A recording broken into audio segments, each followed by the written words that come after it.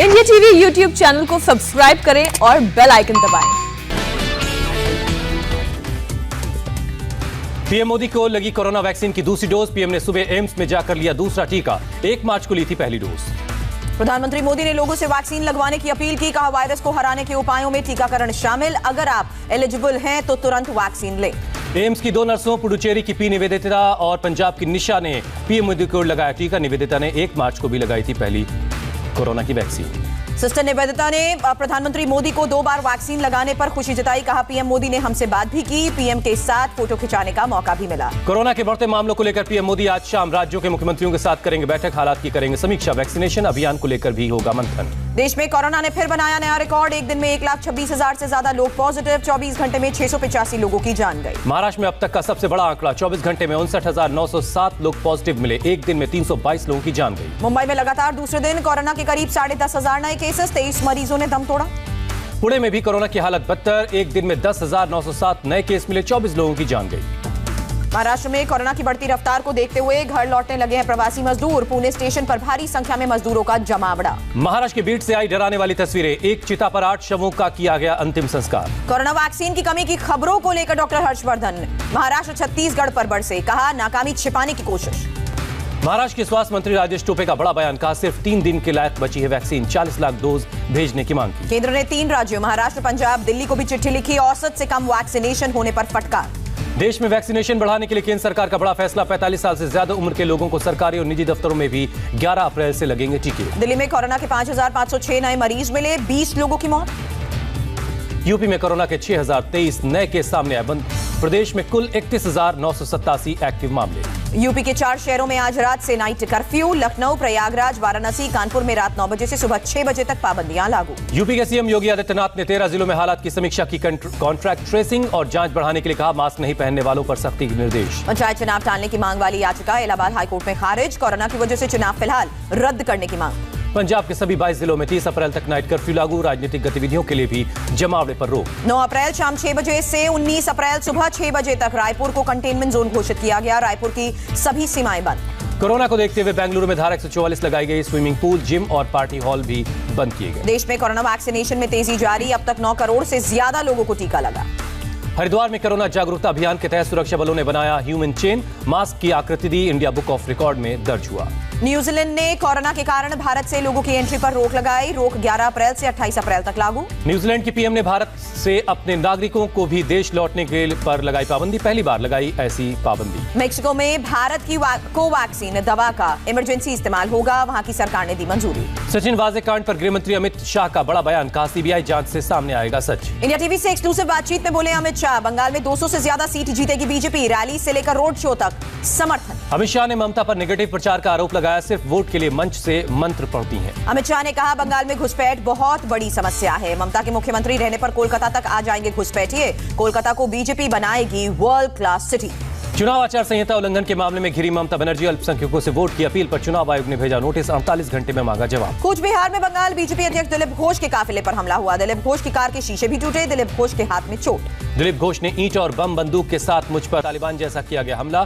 तृणमूल कांग्रेस ने खारिज किया आरोप। दिलीप घोष के काफिले पर हमले के बाद बीजेपी नेताओं ने कोलकाता में चुनाव आयोग के दफ्तर पर प्रदर्शन किया। आरोपियों की गिरफ्तारी की मांग। बीजेपी सांसद सौमित्र खान ने कहा, दिलीप घोष की हत्या की कोशिश हुई। रोहिंग्या और टीएमसी के गुंडों की गिरफ्तारी की मांग। चुनाव प्रचार के लिए आसनसोल पहुंचे मध्य प्रदेश के गृह मंत्री नरोत्तम मिश्रा की ममता पर चुटकी। कहा, देश में 2 व्हील चेयर मशहूर।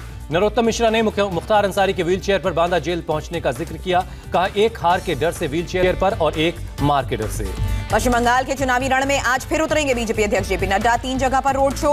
दीनहाटा, अलीपुरद्वार और मैकलीगंज में चुनाव प्रचार। यूपी के सीएम योगी आदित्यनाथ आज फिर टीएमसी के खिलाफ भरेंगे हुंकार। हुगली में 2 और हावड़ा में 1 रैली को करेंगे संबोधित। ममता ने बीजेपी का घेराव किया। बोली, बंगाल पर कब्जे के लिए बीजेपी बाहर से लेकर आई लाखों गुंडे। सचिन वाजे की चिट्ठी पर शिवसेना नेता संजय राउत की चुटकी। कहा, नई रणनीति, पहली बार जेल से लिखा जा रहा है खत। एनसीपी चीफ शरद पवार से जल्द मिलेंगे महाराष्ट्र के पूर्व मुख्यमंत्री फडणवीस। मौजूदा हालात से मुलाकात काफी अहम। महाराष्ट्र के पूर्व गृह मंत्री अनिल देशमुख की याचिका पर आज सुप्रीम कोर्ट में सुनवाई। बॉम्बे हाई कोर्ट के सीबीआई जांच के आदेश को दी है चुनौती। सचिन वाजे की चिट्ठी से सनसनी मची। चिट्ठी में दावा, अनिल देशमुख ने नौकरी में बनाए रखने के लिए 2 करोड़ रुपए मांगे। सचिन वाजे के वकील ने वीडिया के साथ चिट्ठी शेयर की। चिट्ठी में कहा गया शरद पवार दोबारा नौकरी पर रखने के पक्ष में नहीं थे। वाजे के खत में अनिल देशमुख पर बड़ा आरोप। देशमुख ने शरद पवार को मनाने की बात कही थी। वाजे की चिट्ठी में मंत्री अनिल परब पर भी बड़ा आरोप। लेटर में दावा, अनिल परब ने वाजे को 50 करोड़ लेकर एक जांच बंद करने के लिए कहा। आरोपों के बाद अनिल परब का बड़ा बयान, कहा हर तरह की जांच के लिए तैयार, इस्तीफा नहीं दूंगा। अनिल परब ने कहा, बीजेपी को पहले से चिट्ठी के बारे में पता था, 2 दिन से मेरा इस्तीफा मांग रही थी। मनसुख मर्डर और एंटिलिया मामले में जांच के दायरे में encounter specialist Pradeep Sharma. NIA ने दोनों केस के दौरान शर्मा की मूवमेंट की जानकारी ली।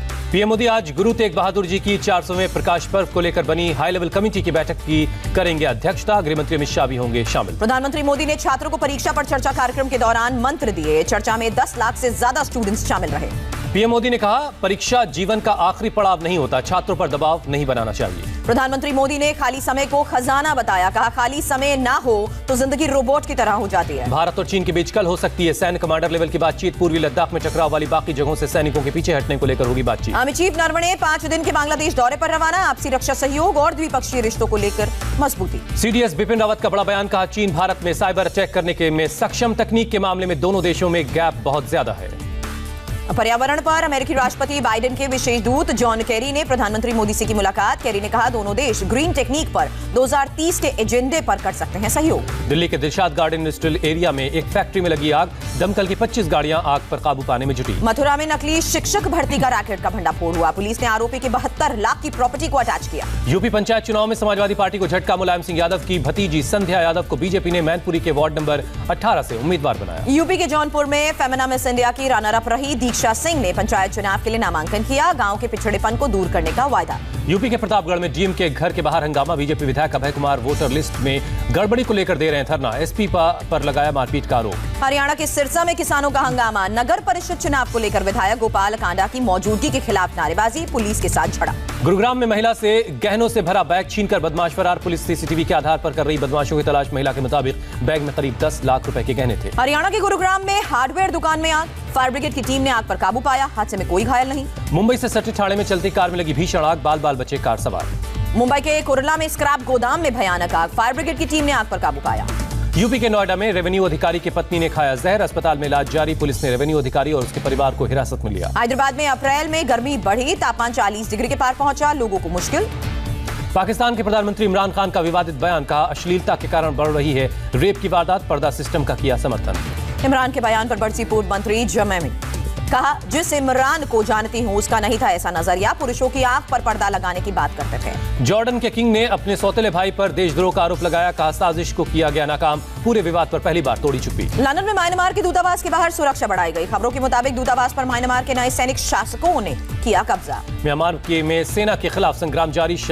शान राज्य के एक शहर में जबरदस्त हिंसा। प्रदर्शनकारियों पर दागे गए आंसू गैस के गोले। पाकिस्तान ने वैशाखी के लिए 1100 भारतीय सिख श्रद्धालुओं को वीजा दिया। 12 से 22 अप्रैल तक सेलिब्रेशन होगा। पाकिस्तान के कराची में ताकतवर सिलेंडर धमाका। 3 लोगों की मौत, 9 जख्मी। दुकानों के परखच्चे उड़ गए। उत्तर कोरिया के supreme leader Kim Jong Un ने माना, सबसे बुरे हालात से गुजर रहा है देश। जमीनी स्तर पर काम करने के निर्देश। चीन से तनाव के बीच ताइवान के विदेश मंत्री का बड़ा बयान। कहा, हमले के खिलाफ आखिरी दिन तक लड़ेगा ताइवान। ताइवान में ट्रेन हादसे का वीडियो सामने आया। 50 से ज्यादा लोगों की मौत हुई थी। सांसदों ने मौन रख श्रद्धांजलि दी। इंडोनेशिया में बाढ़ के बाद अब कीचड़ से निकाले जा रहे हैं लोगों के शव। एक ही प्रांत से 67 डेड बॉडी मिली। पोप फ्रांसिस ने इंडोनेशिया के लिए प्रार्थना की। नॉर्वे में समुद्र में फंसे जहाज से क्रू मेंबर्स को निकालने की कोशिशें जारी। तूफान की वजह से समुद्र में जहाज फंसा है। थाईलैंड में एक सुपरमार्केट में घुसा छिपकली की तरह दिखने वाला विशालकाय जीव। बैंकॉक के लुम्फनी पार्क और थाईलैंड के दूसरे इलाकों में आसानी से दिखता है ऐसा जीव। फोर्ब्स ने धन कुबेरों की नई लिस्ट जारी की।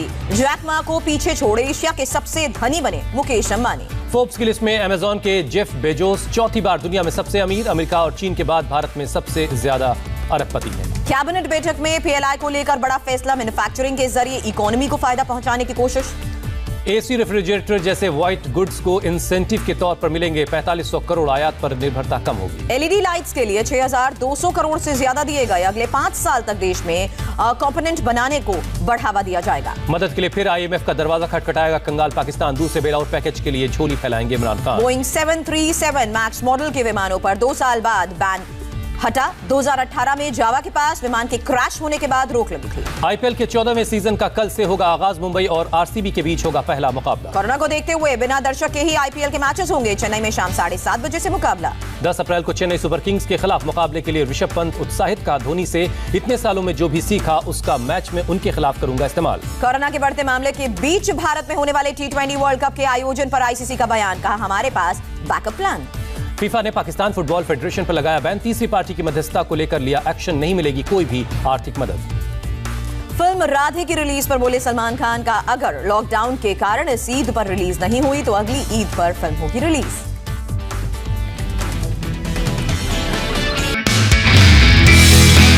नमस्ते, मैं हूं मीनाक्षी जोशी। वीडियो और खबरों से अपडेट रहने के लिए India TV YouTube channel subscribe करें, बेल आइकन दबाना ना भूलें। जुड़े रहें इंडिया टीवी के साथ।